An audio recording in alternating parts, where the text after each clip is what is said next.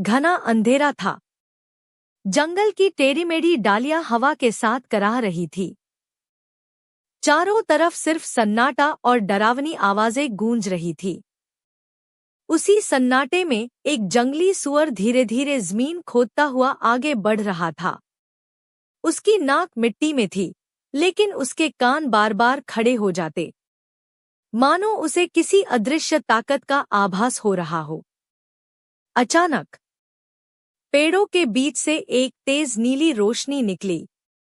पत्ते हिलने लगे, हवा भारी हो गई और जमीन कांपने लगी।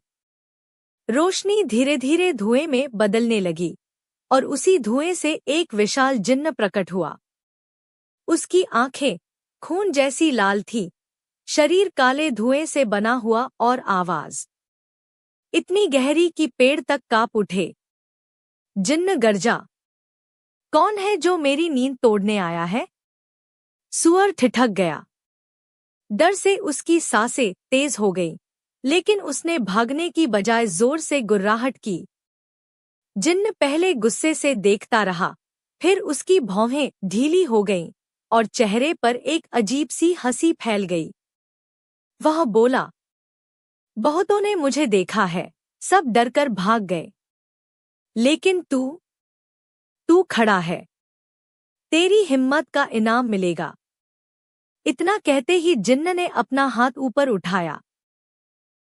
हवा में से एक सोने का फल उभरा, जिसकी चमक इतनी तेज थी कि अंधेरा भी पीछे हट गया। सूअर ने धीरे-धीरे फल खाया। तुरंत उसका शरीर सोने की चमक से भर गया, उसकी आंखें आग की तरह जलने लगी और उसके भीतर से शक्ति की लहर दौड़ पड़ी। अब वह साधारण जानवर नहीं था। उसकी दहाड़ पूरे जंगल में गूंज उठी। पेड़ हिलने लगे, पक्षी आसमान की ओर उड़ गए।